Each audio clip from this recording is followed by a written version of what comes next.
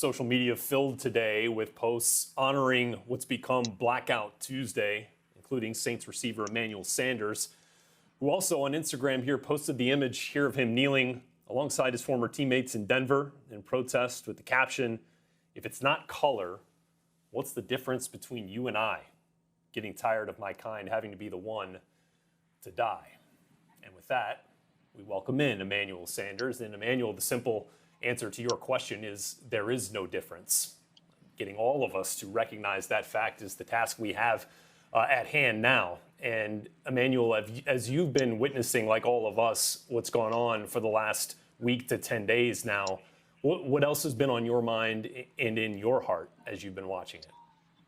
And watching, the George Floyd, video, I literally, the next day after seeing that video, I was driving to my workout at 8 o'clock in the morning. And when I tell you I was angry, and I was so angry at the fact of what I've seen in the situation that tears literally started rolling down my eyes. And I just had to play some spiritual music to really calm my spirits and really just try to recover from seeing that incident, because that was just a sad situation, and it was a disgusting situation. And so, I look at it, and that's not the first time that those situations happen. And unfortunately, a lot of times these situations do happen, and it's not caught on camera, and that's what's sad, because these police are getting away with it. I'm on this platform and being in the NFL, but at one point I wasn't in the NFL, and I grew up in a small town of Belleville, Texas, and I know what it's like to be a black man in America. I know what it's like to get racially profiled and not even doing anything. And a lot of people, they see these videos of African Americans, and they see them catching attitude with the cops. But what if you were just sitting in your car hanging out minding your business, and somebody walked up to you and asking you questions, and it's only because you're African American? I've been driving in the neighborhood, and a cop has pulled me over, and I asked, what did I do? And he's just asking me questions, and I'm sitting back, and I know that it's because I'm an African American. And the guy still doesn't give me any sympathy. The guy looks at me and tells me, okay, well, you need to get home. Even though I live in the neighborhood, you need to get home. And I'm like, why do I need to get home? Like, there's no curfew, there's nothing. But it's just the attitude that he's giving us, just being an African American and American. So in seeing that video, what upset me is obviously it was an African American, but I know that could easily been me. And that's one of my biggest fears, is literally being suffocated and not having, you can't do anything about it. And so it was just a sad situation. So I asked myself, when I posted the blackout, what does the blackout do? Yes, we are united. Yes, we are all one. But yes, we have to come together, and we have to set laws to do something about this police brutality. I remember, they were saying the body cams, the cops are going to wear body cams. I think this was like 3 or 4 years ago, body cams. But now you see these cops, they're not even wearing the body cams. So how do we know what's going on? And so it's very easy to abuse that power. And I feel like, I preach, to everyone to go out and vote, get the right people in office so we can actually make change. Let's just not talk about it and let it happen on social media, and then in 2 weeks everybody forget about it. Let's make change, or yet this situation is going to keep coming about. Very well said, Emmanuel. And as you talked about your emotions from witnessing and watching that video, now turn to action.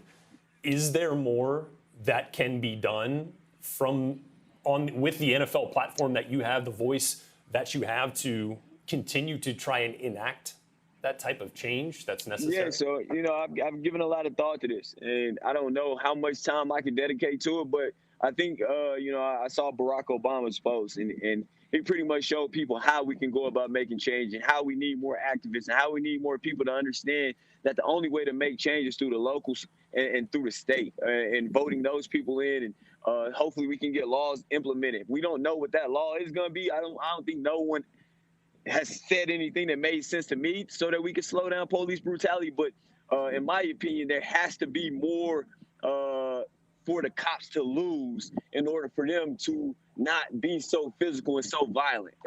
You want to talk about these cops, and I'm not saying that, all cops are bad, but everybody has to be held responsible for the job that they have to do. And so, for me, I always sit back and say, if they have something to lose, more of something to lose, and know that if they break this law, they could get fired or there's greater penalties to it. I just feel like, if you have consequences to your action, it'll slow it down a little bit as well. And so I think it's going to be interesting to see, what can come about this. I know a lot of people are going to put their brains together to see exactly what we can come about, but I pray to God, and that's the reason why I saw, the Blackout Tuesday. I put praying hands because I hope something comes about, this blackout. I hope something comes about this situation that has occurred. More great points, and I think you're spot on with the continued dialogue. Don't let the voices drown out as we continue to get further away from the events that have caused this. And what does it mean to you now that you're a New Orleans Saint, seeing your head coach, Sean Payton, on Twitter reference the deaths and the injustice that we've seen from Ahmaud Arbery there and George Floyd? What does that mean to you? No, it means a lot. Everybody, I was talking to a guy yesterday at my workout, and he was a former Saint, and he said, man, you're going to love that organization. You're going to love everything they're about. You're going to love Sean Payton to Drew Brees. You're going to love everything about it, the camaraderie, the energy that's in the building. Just sitting in the team meetings with Sean Payton, he brought Snoop Dogg into one of our virtual team meetings just to tell us about,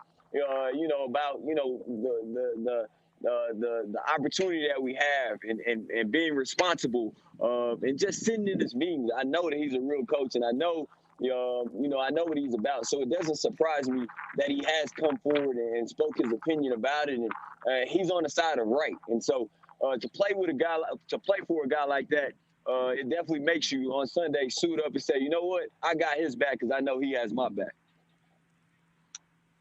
Well, born and raised in New Orleans myself, you're going to love the city as well, and the collective heart that city has, and will show you, I'm sure, Emmanuel. And while we're on the topic of Sean Payton and the Saints, man, what excited you most? What excites you now the most about getting to play for him, for Sean Payton, and with a guy like Drew Brees? Let me give you a little narrative. Drew Brees drops back. He looks to the right. He has Alvin Kamara. He looks to the left. He has Emmanuel Sanders. He looks to the right. He has Michael Thomas. Oh, he looks down the middle. There's Jared Cook. Oh, my God, who's going to score? And you look to the right, to the sideline. Sean Payton is calling the play. So, I mean, who wouldn't want to be in that situation? I remember 2014 when I had the opportunity to play with Peyton Manning and being a pass-heavy offense. It was one of my best years statistically. And you want to talk about going to practice, knowing that you're going to catch 10 to 12 balls, going into games, knowing that you have an opportunity to catch, 10 passes.